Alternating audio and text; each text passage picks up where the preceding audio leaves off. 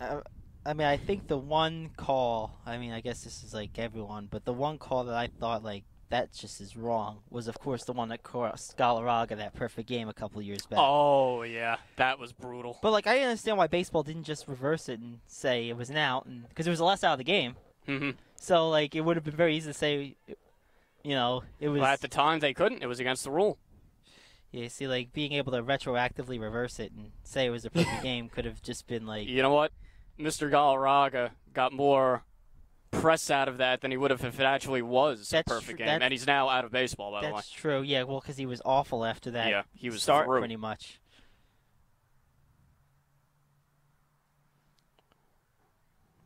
It's weird how that happens, too. Because perfect games, which you figure only the best of the best can do, it is really just a matter of luck. You need a perfect set of circumstances. There's been a lot of great pitchers that never threw a perfect game. It was amazing that Randy Johnson did at the very end of his career. Like, think about that. Like, well, he was still very good at that time, though. He was. Do I have those? I mean, even when he retired, he was still like an above-average pitcher. Like above average. I mean, yeah, he was but better than at that Jamie point, Boyer. he was a shadow of what he once was. Yes. Yeah, that's the thing. He was. And with the Yankees, he was he was disappointing. As soon as he left the Yankees, he went back to being He actually had a good. decent season. Yeah. He was my favorite pitcher ever. Like, when he gets inducted in a couple years, he was filthy. I'm going. Oh, man. It'll be my first time at Cooperstown, and I'll... Well, he's not necessarily the nicest guy in the world, though. No. So I wouldn't count on a very long Hall of Fame speech if I had to guess. This is great. Thank you to everyone. Have a good day. Thank you, guys. New York media. Sorry, I was kind of a dick. But I'll see you later with the middle finger. Yeah. Get out of my face. Yeah, leave me alone. I heard a funny story. I'm sure this isn't true. It just doesn't sound right, but it's still fun to tell anyway, because being who Randy Johnson was, it could be true, I guess. There was a guy who I guess lived next door to him, and it was the day before one of Randy's scheduled starts, and he was in his backyard or whatever warming up, and the guy happened to walk out into his backyard and see him I think there. we got to get going. Uh-oh. Let's begin officially, guys. How do you want to start? Well, you've got the first two innings, so up to you. Let's just come in. We'll set the table. Set the real mood. quick. Yep, and I guess we'll just go from there. Yep. Lineups, definitely.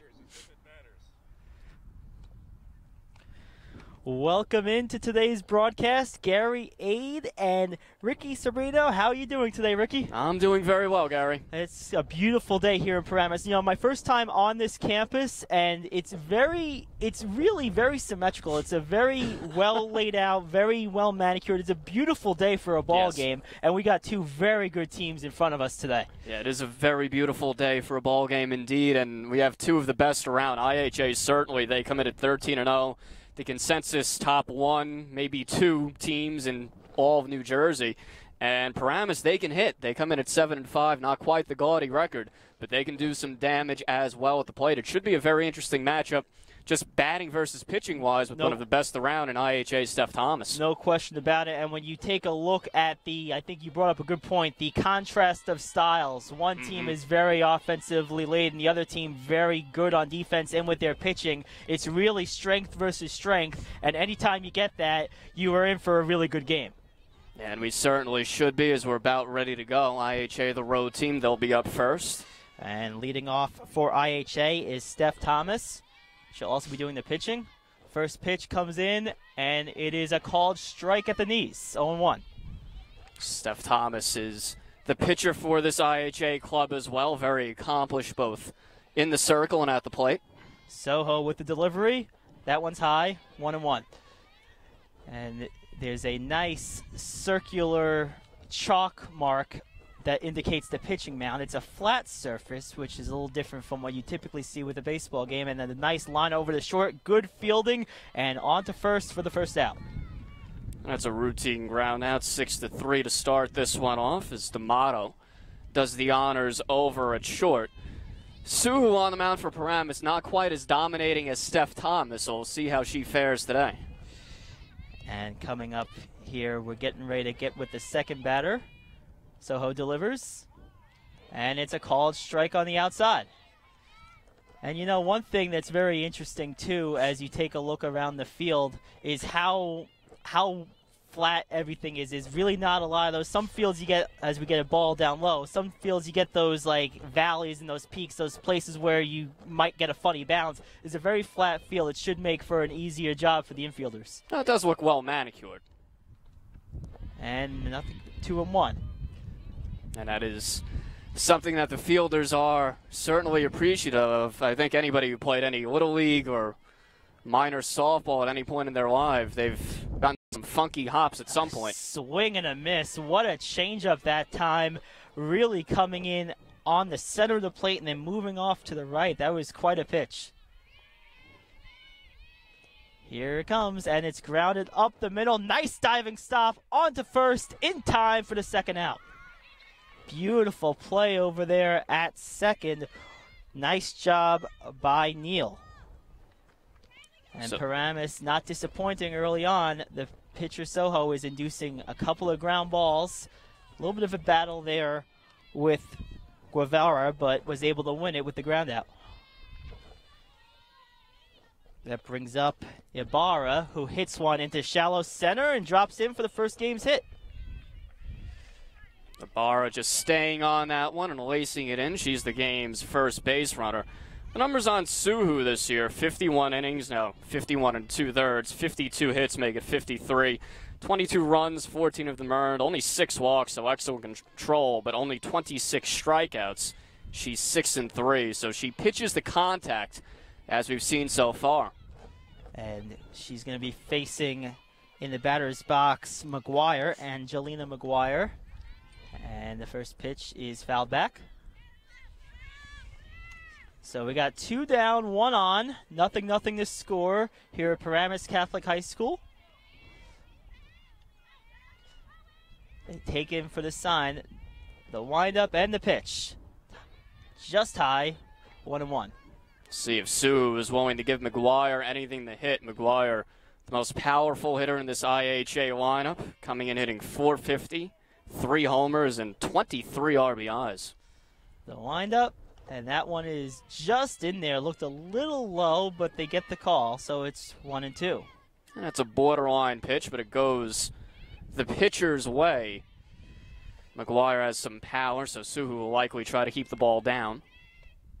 And it's popped high behind the plate, stays in play, and then just slides right over at the last second. It hung up there, and then it looked like a breeze of wind pushed it over the backstop. Well, even if it didn't get over the fence completely, you have that overhang right over Certainly. the plate, so I don't think it would have landed in play either way. So the 2-2 pitch is on the way, and just on the outside, missed that by inches. So we got a full count, 1 on, 2 down. Top of the first inning here at Paramus Catholic. This will release Ibarra over at first base. She'll get a head start. Third base playing a little in and lacing one into left center. A diving attempt, but no good. What an effort, though, for Paramus. And coming around to score, we have Guevara, and that's our first run of the game. Paramus is trailing now 1-0. And that'll be an RBI double for Angelina McGuire. Went to the opposite field. Excellent effort by Ronke over in center. The center fielder trying to range over, but it was just out of her reach. The wind is whipping a bit. Might have caused that ball to die a bit. Following the hit, Soho comes back, throws one low, 1-0. So you got the runner on second, McGuire, after the RBI double. And at the plate, Rachel Pollard will be looking to drive her in. Ahead in the count 1-0. And the 1-0 pitch is low again. So it looks like Soho going a little low right now. Can't quite find that lower third of the strike zone, which is what she's looking for. And that will be problematic for her. As I mentioned earlier, she doesn't have overpowering numbers, so she's got to live at the knees. Fires it in again, and 3-0, all in the same spot. All these pitches, Ricky, missing by mere feet. Well, mere inches. If it was mere feet, I think it would be in the other batter's box. Inches, that would make more sense. And again, 4-0. 4 straight pitches, 4 fastballs low, and that's a walk. I think with the base open, that was just Suhu deciding she didn't want any part of Rachel Pollard, and she'd rather face Jaina Sharma, who's coming to the plate now. So as Sharma gets ready to come up and you have the 2 runners on, you see earlier we had the third base playing a little bit shallow. Now it's moved back a little bit. And you get one in there for a strike, nothing in one. So you have a force at every base except the plate here with runners on first and second and now 2 down. That will help the infield. And 1-1 after that one misses low. And now when you come into a game like this, you're home, you're going against a local powerhouse. If you're Paramus, is there added pressure, or are you playing with house money today? I think there's got to be some pressure to give the home fans something to look at least. A swing and a miss, and that's the first time we've seen that today, a swing and miss. So nice pitch by Soho with the change of speed. I think if the roles were reversed and it was Paramus going to IHA, then you're playing with house money because then no one expects you to win if you're Paramus. And that's a strikeout, called strike 3, and the inning is over. So you got 1 run on 2 hits and 2 left, and at the end of the first half inning, we have Paramus trailing the Blue Eagles 1-0. And we're going to step aside real quick. We'll be right back right after this.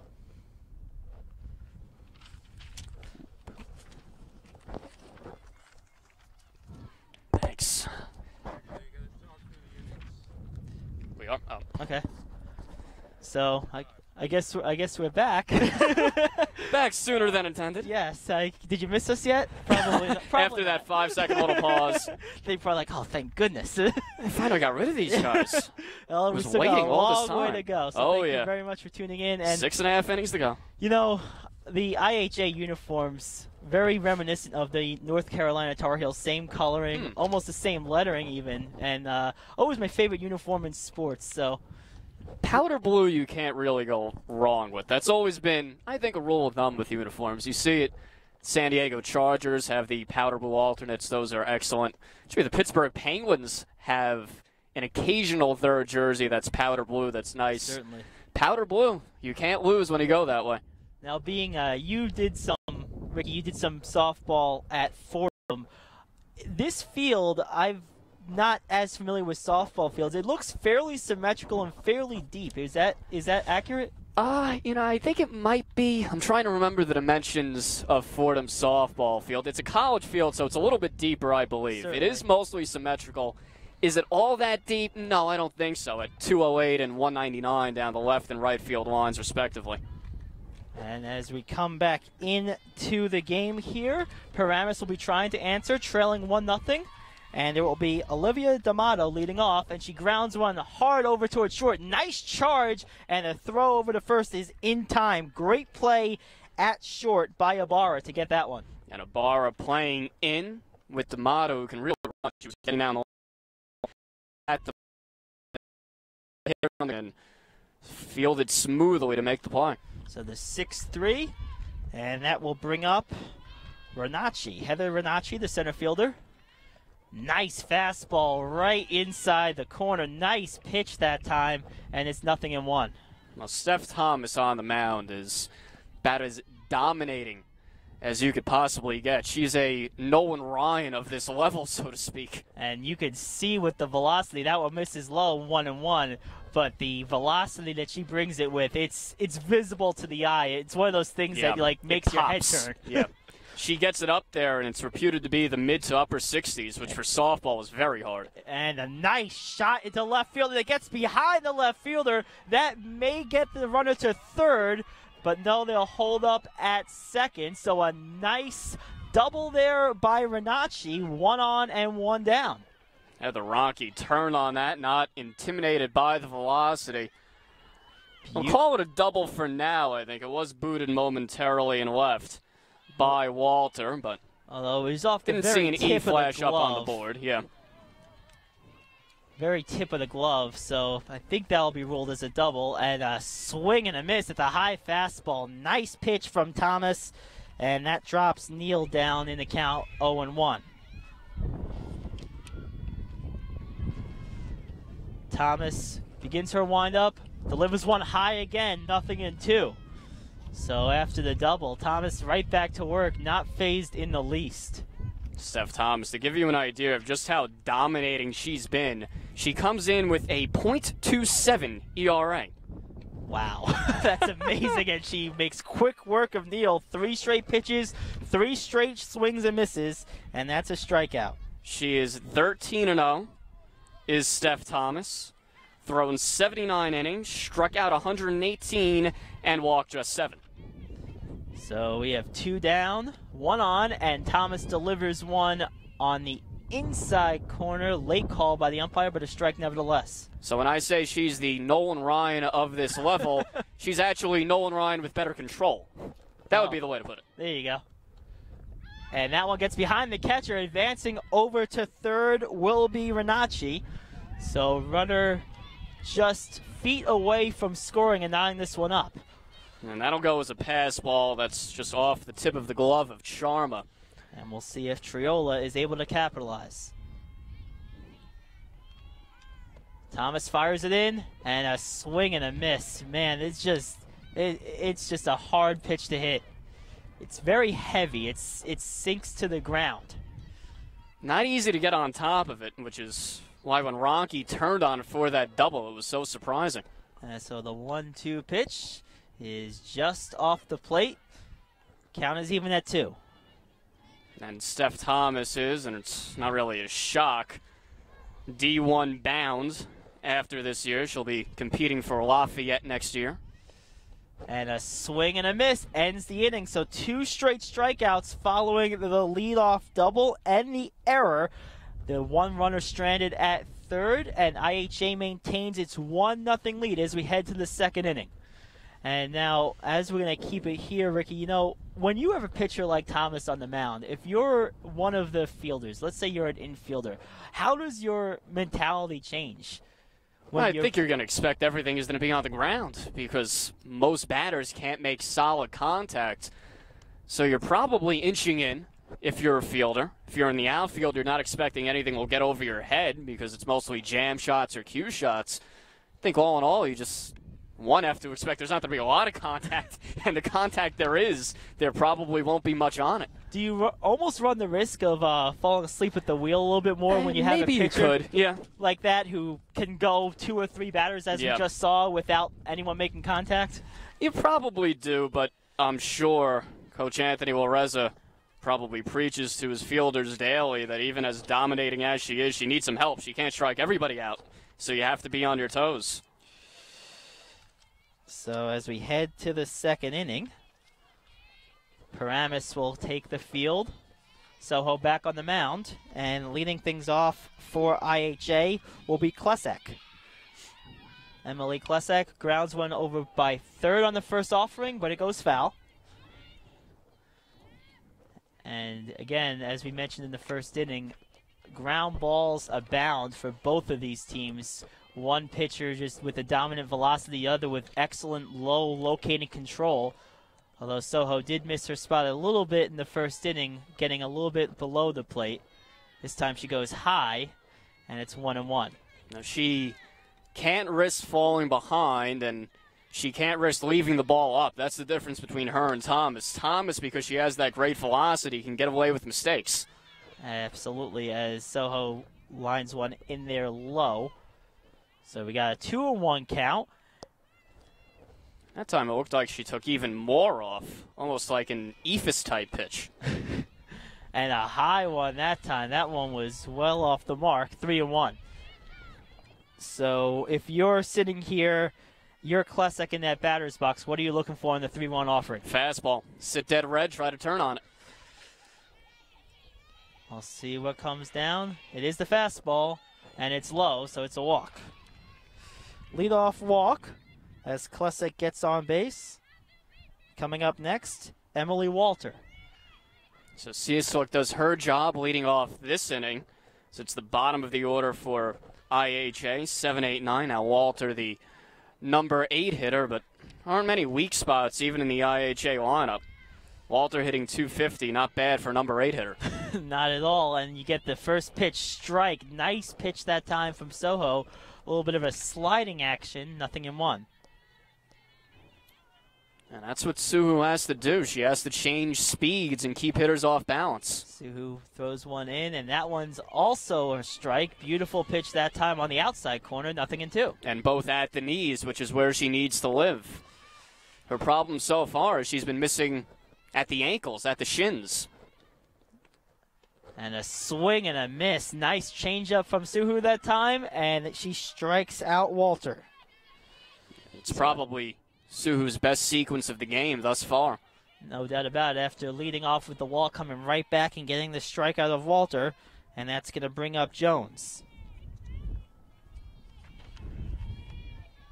Regan Jones playing third base today, drops one down, beautiful swinging bunt, advances the runner to second.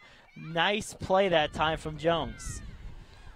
Yeah, it may have been a bunt, but I think she was bunting for a hit there, not trying to advance the runner. Because with 2 outs, getting that runner to second doesn't mean as much, not as important. Certainly.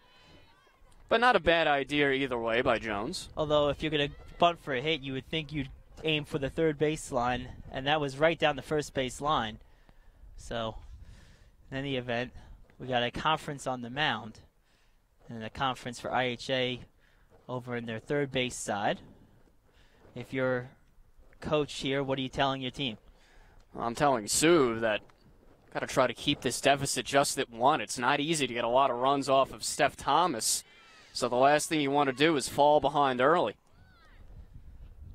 So that would be my words of advice to the woman in the circle. And for Cecilic on second, just get a good jump. So as we get ready for play to resume here, pitch is outside, 1-0, and you have the runner on second. It's Klesek. Steph Thomas was at the plate. She's hitting .467.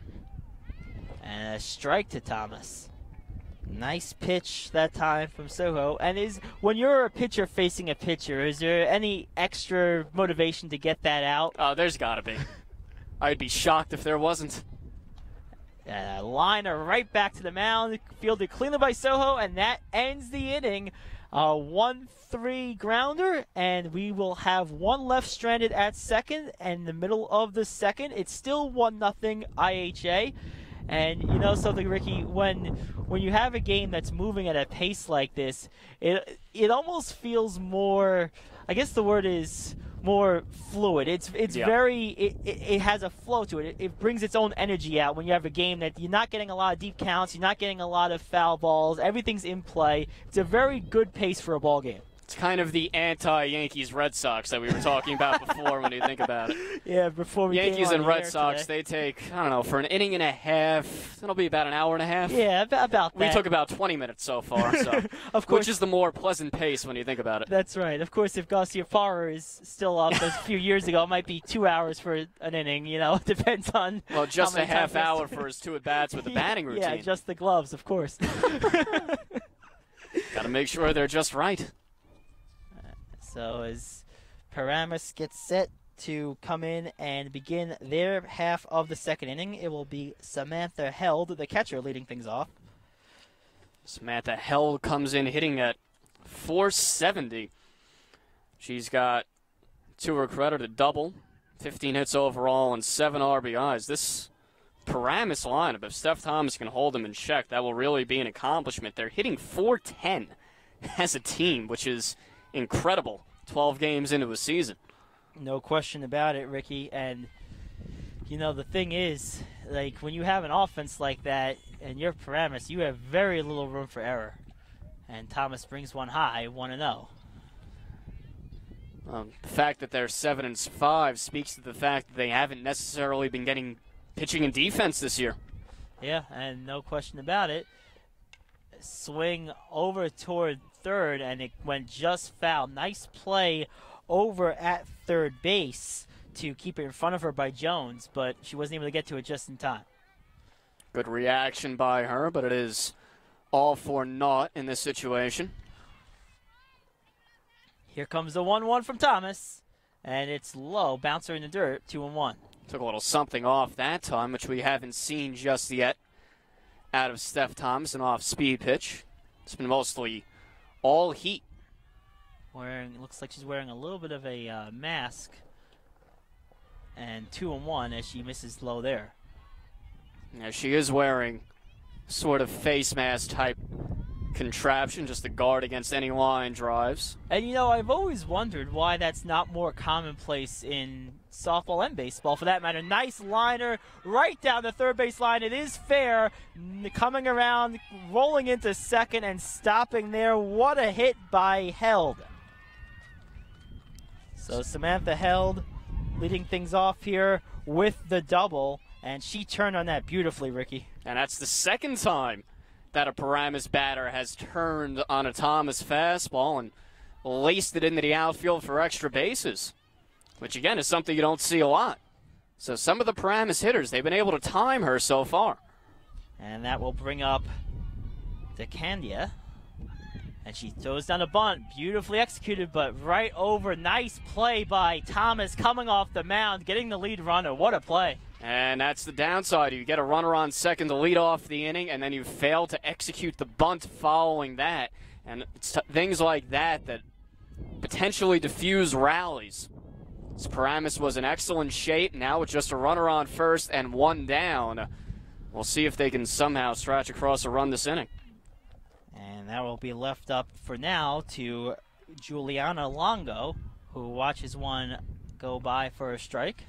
That was a very, very aware play by Steph Thomas, as you pointed out. There was no hesitation at all, and they got the runner at third easily.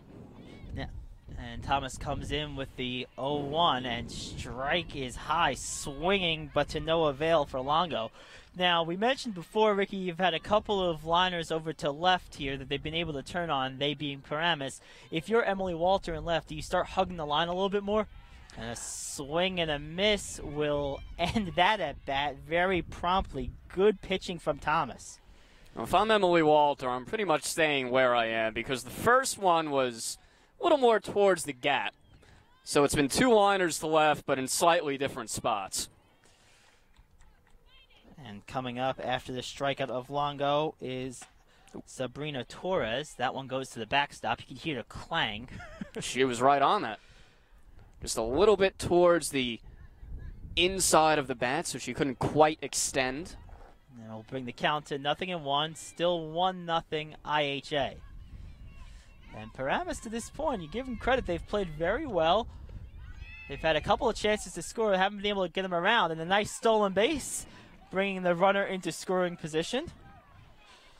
So that's one way for the Candria to try to make up for her mistakes. She gets herself into scoring position after failing to get the sack bunt down before. So with the runner on second after the stolen base, it's a 1-1 count to Torres. And Thomas delivers a strike swinging 1-2. So now Thomas, despite the runner in scoring position, just one pitch away from working out of trouble. She's unfazed working with men on base. Thomas delivers just inside 2-2. So 1 on, 2 strikes, 2 balls, 2 outs in the second inning. Didn't miss by 1-0. much. Yep, not at all. Very, very close. 1-0 IHA. The delivery and a swing and a miss, and Thomas with another strikeout. So that will end the inning. 1 left on, 1 hit, 1-0 IHA as we head to the top of the third. Ricky and I will switch roles right after this.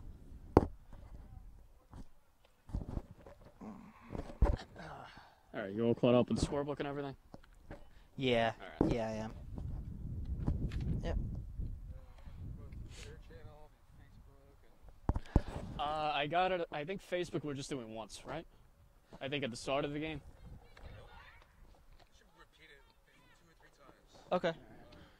Unless the game finishes me. Right. Oh, we've got to do that promo. Yeah, let me. Gotta get that on my phone. Yeah, I do too. Back here for the top of the third here in Paramus, New Jersey. Ricky Sobrano alongside Gary Add. 1-0 game. IHA on top of Paramus Catholic. Victoria Suhu out for her third inning of work. She was in trouble in the first, gave up 1 run on a RBI double to Angelina McGuire. Last inning walked the leadoff man, but got out of it. It'll be Reese Guevara to lead it off. She bounces one up the middle, and it'll be booted. And it'll go down as an error on the shortstop, Olivia D'Amato. Yeah, D'Amato looked like she was just one step too far to the right to field that one cleanly, and it went off the heel of her glove. Took a bit of a tough hop, kind of an in-between hop, and got off the heel and in the center. So Guevara on first to lead it off. Here comes Daniela Ibarra, the shortstop, another lefty bat. Suhu deals. Down low. Guevara bluffed towards second, but didn't go anywhere. And when you get over onto first to start an inning on an error, you almost feel more obligated to make them pay because you're getting an extra chance. It's a scores. That was a looper through the left side of the infield, but more trouble for Paramus. You can't say enough about what kind of play that was by D'Amato. That was a really good play. Very, very good job to really stay on top of it. Here's Regan Jones, deep fly ball in the center, backing up is Ronke. She'll put it away. Tagging from third and scoring easily without a throw is Cieslik. That's a sac fly and an RBI for Ronke to make it an 8-0 game. Top of the 5th. Runner on. So when we start to talk about the potential for the mercy rule, if you will, or the 10-run rule, 2 more, and IHA would be at it if Paramus doesn't score in the bottom half of the inning. That one's lined in the center, and a nice lunging catch by Ronke to take one away from Steph Thomas. So Ronke doing her part to keep this one from ending early. She puts one away in deep center before for the sac fly, and then makes a nice diving catch there on Thomas. Here's Reese Guevara with 2 down and a runner on first. Takes up high, ball 1. And yeah, really, as this game moves along, creeping, as you said, Ricky, ever closer to that 10-0 mercy rule, where we've reached the innings requirement. Now it's just a matter of the 2 extra runs. That one gets away from Held, advancing to second on what we'll call a pass ball. Held did not get down on it, is Emily Walter. I believe the way the rule works is Paramus would have a chance for a rebuttal, if you will, if IHA gets 2 more. Here's the 2-0, bouncing ball off a glove, and it'll get through, rounding third, but no, she'll stay right there. Now Guevara going to second, and she is out. So taking a big turn around the bag at third was Walter. Then they threw on the stop sign last second, and that left Guevara in the middle of nowhere. She was going to second, thinking the throw was going home. It was cut off, and then she was a dead duck. 8-2 to 4, a putout, not exactly conventional, to end the inning. 1 left because of the base running blunder by Guevara. Headed to the bottom of the 5th, it's a 8-0 game. IHA all over Paramus. I got a little lost here that inning. Yeah, a lot happening at that inning. Yeah, no. If you need to take a peek at the scorebook. Yes, please. If you can actually read my handwriting, which I somehow doubt you can. Because no one can ever read my handwriting. Yeah, it's a challenge. Let's see what we got here. But with that, it's actually the perfect time for this. Absolutely. If your family, group of athlete parents, or company would like to sponsor us for your game, or if you would like a professional game footage from this game, please contact Jay Treble at 201-384-1919. Again, that's 201-384-1919. So Thomas is headed out for her 5th inning of work. She'll face the bottom of the lineup, starting with Sabrina Torres, who takes the ball 1-0. 8-9-1 for Paramus. Torres 0 for 1, a strikeout victim in her prior at bat. Rounds that one up the middle. Fielded there at second for out number 1 by McGuire. Score at 4-3. A good pitch that time by Thomas to induce that ground ball. Kept it low and heavy. Again, not hit all that hard, not a lot of starch on it. Very difficult for these hitters to get good wood or good metal, I suppose, if we're being technical, on Thomas's pitches. Aluminum. Aluminum, there we go. Which is a type of metal. It is. So here's Gabrielle D'Amato, who takes a strike, 0-1. And D'Amato has been a strikeout victim in her 2 prior at-bats. So looking to avoid that 3rd strikeout, and does. But she grounds out to Regan Jones instead. So she gets the ball in play, but essentially the same result. She's now 0 for 2 and 2 quick ground outs to begin the inning for Paramus. Paramus hasn't really gotten much going the last couple innings. Their first 2 innings, they had a double in each. But since then, not much.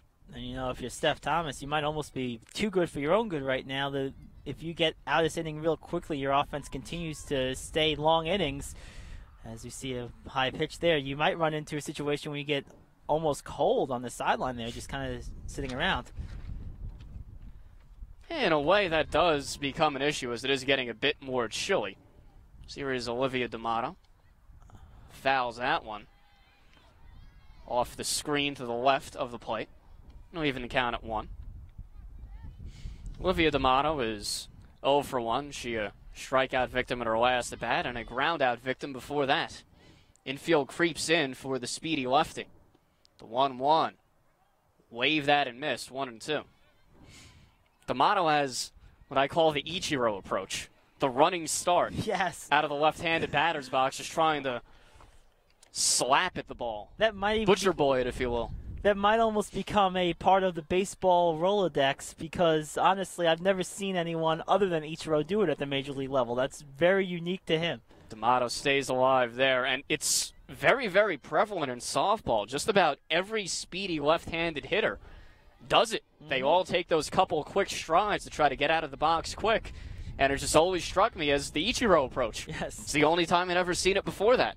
The 1-2 is slapped at a leaping catch by Ibarra over at short as she goes up and takes one away from D'Amato for out number 3. So Paramus goes 1-2-3 in the 5th. They're down 8-0, and they need to desperately get something going here to try to have any chance just to keep this game going as IHA's offense has been humming along the last couple of innings. No question. And, Ricky, as we get ready to trade places for the final time this evening, or this afternoon, whatever you plan to call it. For me, it's like morning. This is like breakfast or lunchtime for me. I'm a night owl, so. Oh, so am I. It's really bad, really bad. You know, the creative types always have a way of staying up late. I don't wake up until, I don't know, about 1 o'clock in the morning. That's typically when I get my my first win or second win. Get your first win. Yeah, my first win. Forget about my second one. Second win is at 4 in the morning. So as we get set for IHA to come back out here, Paramus, you have to give them credit, still in good spirits. See some cheering going on in center field, so they still feel pretty good about themselves, despite the fact they're down 8-0 later in the game here. Well, they are facing one of the best in the state. So I guess if you just avoid being mercy ruled early, I guess maybe it's an accomplishment. Who knows? And as IHA is very, very good. As our mystery pitcher takes the mound yet again, leading off for IHA, looks like Triola, and she hits one high into left, calling off the center fielder and making the play for Paramus. Nice job in the outfield. One away. So that's Ibarra flying out to Torres over and left, and that's a good start for our mystery gal out there on the circle. She was roughed up in her first inning of work. She gave up 3. And a hard shot down third baseline. Nice stab, but unable to get a clean transition with the throw for Decania, and unfortunately she's unable to get the play over the first. It was a nice job to knock it down by Decandia, as you said, but she just couldn't find it. It rolled between her legs. She was on one knee, and she could not grab it. So that will be ruled an infield hit for McGuire. And we got a pitch there low, 1-0. And I think rightfully so, an infield hit. Stikandia did really all she could. Pollard had probably the biggest hit of the game back in the 4th inning. That was a 2-out, 2 RBI double that made this game really out of reach for Paramus, as that one finds the strike zone 1-1. It seems like there have been several biggest hits of the game for IHA to this point. Yeah, one became important until the other one became more important. Then the other one became more important, and then bit by bit. That's right. Another high fly ball. This one hangs in the air, allowing the center field to move over and make a nice play for the 2nd out. Rocky calling that ball all the way. As soon as it was off the bat, she called off Torres. Center fielder is the field general out there in the outfield, and she took charge. So Shamara comes up, looking to extend the inning. We have 1 on, 2 down, and a foul back right into the top of the backstop there. And she caught that off the end of the bat and was ahead of it. She hooked that to the point that it almost went behind her head. And by the way, I did see a girl hit herself in the head twice in a softball game once on foul balls. That net, so that is possible. I could see that happening with that net right where it is, and a nice swing on that one, but it hangs in the air. 3 fielders converge, and it is the center fielder coming in to make the play. Nice play to end the inning as Guevara is able to put it away. So no runs, 1 hit, 1 left on, 8-0. IHA on top as we head to the bottom part of the 6th inning. And you know something, one thing about this game is it doesn't quite feel like an 8-0 blowout. You know, it's like there's been 2 hits that really have made this game the way it is. Other than those 2 couple of key hits, Paramus has played IHA very tough. Yeah, they have for the most part. It's just been the almost complete inability to get much of anything going against Steph Thomas, who has, as is typical, dominated. It looked like early on they might get to her because you had those 2 well-struck doubles. That was by Rocky in the 1st and held in the 2nd, but since then it's really been quiet for the Paramus bats. And IHA, it seems like, or rather Paramus, as far as their pitchers go, it seems like they're always 1 pitch away from getting out of it, and they just haven't gotten that pitch, both by Suhu and our mystery pitcher. Yeah, no question about it. And, you know, can be very frustrating when you're in that situation. You're so close a couple of times, and you're unable to close the deal. A very, very difficult game for Paramus, but they'll keep battling as they get set to bat here in the 6th. No mercy rule yet. Well, IHA would need 2 more. Ronke is batting and takes that one low. 1-0. I almost said 0-1. That wouldn't be accurate. The opposite of that, the inverse. It's not opposite day either, so I can't even use that excuse. Dyslexia day, maybe? Do they have a day for that? They might. Yeah, you never know. And a late called strike on the outside part of the plate, 1-1. And Ronke's had herself a good day at the plate. She's 1 for 1 with a walk and a double. Good day in the field as well for her. Slaps that one over toward 3rd. Nice play moving over and making the throw onto 1st in time for the out. Score that one 5-3. Jones to Kocha. 3rd the 1st. So Ronke is retired for the first time today. And as we get set to see Neal come to their batter's box, IHA, again, coming into today's game at 13-0, unless they have some kind of meltdown as that one's fell into the backstop. They'll be moving to 14-0, building on last year, which was a great year for them at 31-2. Area championship, regional championship. I mean, they just got all kinds of hardware last year. And another strike. This one a changeup by Thomas. And a collapse likely not forthcoming, considering that Thomas has given up 7 runs for the entire season to this point, and only 3 of those were earned. And a swing and a miss, high fastball, and that will do it for Neal. So we got 2 down in the inning, and that brings up Triola. The K counter up to 10 for Steph Thomas. So she's in double digits as her total for the season. It's already well over 100. Thomas wheels and fires. Looked like that one may have slipped out of her hand at the last second there. Ended up dying about 2 or 3 inches from home plate. So the 1-0 pitch forthcoming to Triola. Winds and fires. And that's in there for the strike. You hear that classic umpire sound. I remember when I was a kid, there was something that we always tried to do, is make the coolest umpire sounds. The guttural noises and various other things. Yes, as we get the 2-1 as that one misses low. And good job. We've seen that a couple of times today for the Blue Eagles as Thomas fires one in there for a swinging strike. I was always partial to Leslie Nielsen's portrayal of an umpire in the Naked Gun. I think that's the type of umpire I would like. That's right. And I was going to say, Ibarra has done a good job of keeping everyone up to date on the outs very frequently as we see that one go miss low. She's called out a number of times throughout this game, 2 outs, turning around and advising the outfield. So it's lonely out there sometimes. You like that leadership. And a swing and a miss and another strikeout for Thomas. She is just rolling. That's 11 on the game, and that ends the inning. No runs, no hits, none left on at the end of 6. We will play a complete game, it looks like, and it is IHA 8, Paramus nothing. And, you know, getting back to keeping the outfielders awake and being lonely out there, I can know very much about that. You know, I was you were the kid that they stuck in left field? They stuck me way in left field and say, play as far back as you want, and just, like, don't let the ball get over your head. Leave us alone, pretty much.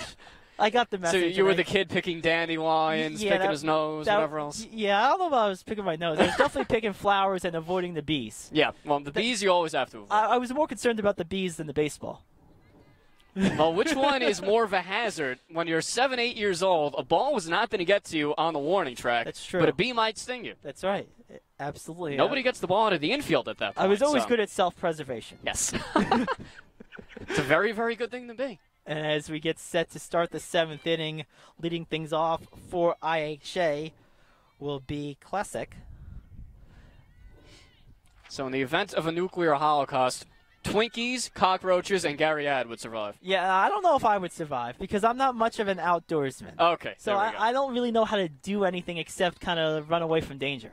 And a high fly ball to right field. Nice job backing up and making the play in the deep corner by Longo. So 1 down. Longo. Again, didn't necessarily make it look graceful, but she gets the outcome. She squeezes it for the out. Had a couple putouts in this game. As we get set to see Emily Walter take the batter's box. And again, our mystery pitcher fires one in. And that's a called strike at the knees, 0-1. You know, you ever see that show, I think it's on ID or it might be Discovery Channel, where it's like they have those nuclear fallout shelters and you have those hardcore survivalists who think the government's going to turn on them as a line drive comes right through the center field gap right behind second base. So a nice 1-out single by Walter. What is that, Doomsday Preppers, I think? Yeah, that's the name of the show. Like, I'm not those guys. I don't have the... I mean, those guys are impressive. I mean, the fortresses impressive they built, or insane, perhaps. Well, I don't know. Depends how you... Impressively insane. We'll leave it at that. That's a good way to look at it. Reagan Jones Split steps the difference. to the box. First pitch to her is inside and low, 1-0. It does take a lot of commitment when you think about it. And money. I mean, the things they have Yeah, that's in there, true, actually. I mean, which makes you think they had to make a living somehow before they did why that. would you have such a pessimistic attitude on life if you've been that successful to afford all that? A swing and a foul tip back to the backstop. I mean, we're sportscasters, so we can be pessimistic because, you know, we don't make any money. You know, that's the nature of the beast. But we have a fun job. Yeah, exactly. That's the trade-off. So we have to have a positive outlook because we're poor. Exactly. Salvation Army is our friend. A high pitch on that one. 2-1. And, you know, I remember when I got my first job in the industry was in Martinsville, Virginia, back in 2011. And I had no dress clothes, really, to speak of graduating college. My mom and I went to Salvation Army, As we see the pitch, high. Oh, they give her the call. Looked a little high from here, but she gets the strike, 2-2. And, you know, we went to Salvation Army. $55 later, I had 4 sports coats, 3 pairs of pants, and 4 shirts and a pair of shoes. Hey, that's a full wardrobe right there, right? Can't beat that. A foul tip off the end of the bat into the dirt. The count will remain at 2-2. So how did West Virginia treat you? Well, it was Virginia, Martinsville, Virginia, and it was very nice, except it was 80 or 95 degrees at 8:30 in the morning, and that wasn't for me. Yeah, I don't think I would do well in the South. Yeah, just my own personal guess. Although it is very affordable. I might be able to afford guess. some of those doomsday shelters if I live down there long enough. It looks Practically giving away land over there. Looks like we have a what's quick going on timeout. Not sure what's going on. Girls want to get back to playing. Yeah, chatter picks up immediately. So Jones will step back into the box in a 2-2 count. 8-0 IHA. Top of the 7th. And a foul ball into that net above the batter's box. So Jones has fouled off a couple here now. Another tough battle. We've seen a couple of those throughout today, Ricky, although not as many as you would typically see due to the nature of the quality of pitching we've had. Well, due to Steph Thomas, who it's not easy to paddle her. She typically just overpowers you. And a liner right back to the mound, getting past the pitcher onto shortstop, but unable to make a throw. So that'll be an infield hit. That was again off the end of the bat, so it hit the dirt out there and it just died. And D'Amato picked it up and didn't really have a play. Jones runs well. So an infield single.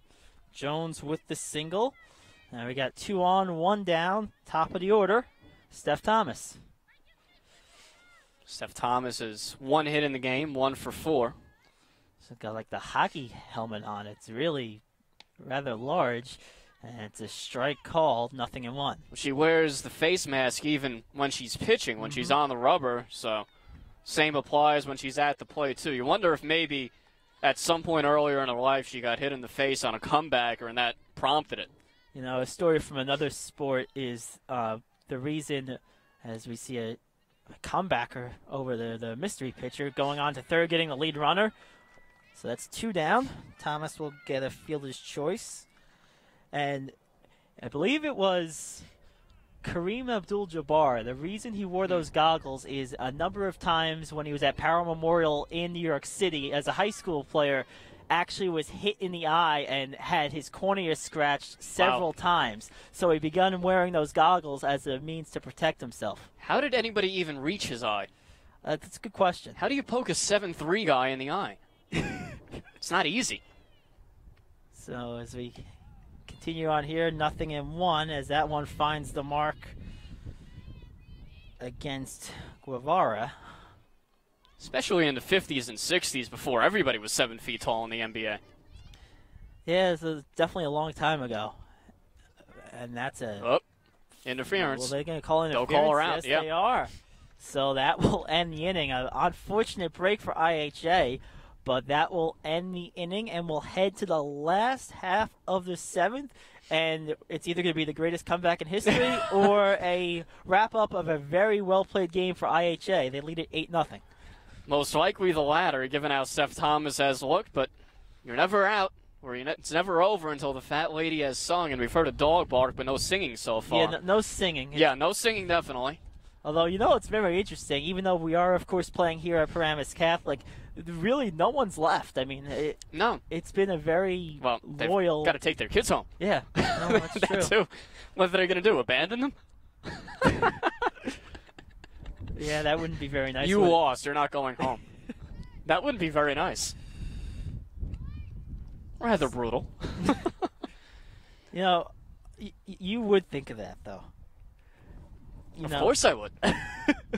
I mean, you have to remember, it's that, and I played hockey growing up, so I played with some kids that if they didn't play well, yeah, they might not get to go home. They might have to live in the locker room. You guys are brutal. Yes, we are. You guys are absolutely brutal. Our reputation precedes us. Although dentists like you guys very much. Dentists? Yes, well, someone's got to put in the implants later on in life after you lose all your teeth playing hockey, right? That's true. We keep them afloat. Last half of the 7th, Thomas deals, and a called strike at the knees. What a pitch. So, held, trying to, well, it's not held. Looks like they might have a substitution here. The hair believe you're right. blocking the Yeah. jersey number, but it looks like number 6. Let's see if we can As find we out who get that a is. nothing in 2, or a called strike on the outside corner. Noel Concro at the plate. Pinch hitting for Held. So Concro down in an 0-2 hole. Is now 1-2 as Steph misses by about an inch there. A little low. So see if we get any more pinch hitters as the inning progresses. This is always a good time to get some of your younger players some experience. And a swing and a miss. Well, she got the experience She of did. the day. The strikeout. Another one for Thomas. That's number 12. Yep, that it is. That'll get her to 130 Wow. on the season as she comes up on 86 innings pitched. It's about 10 per game? It's amazing. Close, yeah. It's amazing as DeCandier comes into the batter's box and takes the first pitch low, a 1-0. And remember, just 7-inning games. So if you're striking out 9-10 batters per game, that's better than 1 per inning. And DeCandria was actually showing bunt for a half second before that one came in, and then pulled back. Was going to elect to swing, but didn't, and it's 2-0. Yeah, it's amazing, too, when you really look at what Steph Thomas has been able to do as she misses there low, down behind the batter. I believe for the first time 3-0 today. She really is able to do it without expending a lot of energy. I mean, like, it really looks easy to her. Well, softball pitchers, pitch counts don't really apply to them. It's a very natural motion. Yeah, that's the thing. Throwing overhands or three-quarters, anything along those lines, it's not a natural motion. Underhand is. So these girls, they can go 200, 250 pitches easily without getting tired. And a liner, what a play at first. A nice leaping catch to retire the batter. What a play. And DeCandria was making a bid for her second hit. She actually has the last hit by a Paramus batter in this game, and that was way back in the 4th. Yeah, that was just a great play at first. So DeCandria will be retired. Go down as a fly ball to first and a strike. And I'll tell you, too, with Thomas, her location has been precise. And you talk so much about the velocity, but she's really an excellent pitcher as far as her command is concerned. Only 7 walks coming into the game. So really the total package with Thomas. And we're in a 1-1 count. And Paramus is down to their final out. Potentially only 2 strikes left in the game. Thomas delivers. And they call a strike. So down to the last strike. It all hangs on the bat of Juliana Longo, who's in a 1-2 hole against Thomas. And if she gets Longo, she will have ended this game sending down 10 in a row. And she does with her 13th strikeout. Fittingly ends the game. Thomas, another dominating performance as she shuts out and strikes out 13 Paramus Paladins on the way to an 8-0 victory. 13 strikeouts, 10 in a row, as you said, Ricky. I mean, what else can you say? Clearly the player of the game. It doesn't get much better than that. And, yeah, you said even with some offense, and there was some offense in this game, obviously, with 8 runs for IHA. Steph Thomas just so dominating. And you just get the impression with her that this game could go 10, 12, 13 innings, whatever it may be, and you still really wouldn't get much of anything off of her. Yeah, and it just, this game could have gone on all week, and she probably still would have kept striking people out. Just rounded up the strikeouts at that point. Just wouldn't have made a difference. It really, but, you know, give Paramus some credit. I mean, like we said earlier in the broadcast, other than a couple of really big hits in inopportune times, this game was close for quite a while. I mean, they were at that 2-0 mark early in the 3rd inning. They almost got out of a bases loaded, nobody out situation, giving up the 1 run before you had the RBI, the 2 RBI double. And then from there, it just kind of snowballed. But you have to give Paramus some credit. They did complete the game. They did not get mercy ruled, and they really battled tough against really the best pitcher in the area. Yeah, they definitely did, and really where they lost this game was in the 3rd inning where Suhu is still on the mound, and the inning starts with the error that allows Guevara to reach. And then she almost gets out of it, does Suhu, allowing only 1 run. She has 2 strikes on C-Slick, 2-2 count, 2 runners on, and then a double. And that really, you got the feeling there that the game was going to be out of reach because they weren't going to be able to get the Thomas. You could see that already through 3 innings. And once it got to 4-0, it just snowballed from there. They took out Suhu. They didn't want to waste her, I would suspect, in a game. They didn't figure they could win at that point, especially if she wasn't that sharp. It didn't seem like she was razor sharp. But they were always about 1 or 2 pitches away from either getting themselves back in it or staying in it, but it just got out of hand at the end. Yeah, it's a tough loss, but you know what? You can't be too broken up about this. I mean, you knew coming into the game that you're going against one of the best players in the area, so you knew going in that, I mean, if you didn't stay within distance, like you weren't going to have a late comeback where you were down by more than a couple of runs. So I mean, you fall behind 1-0, 2-0 to Steph Thomas. It might as well be 12 at that point. That third run feels like the 30th. Absolutely. So that's pretty much going to do it here. And it was a great time working with you. It's our first time working together. I enjoyed it. So maybe we'll do it again in the future. And once again, final score, IHA moving to 14-0, beating Paramus, who drops to 7-6 by a final of 8-0. For Ricky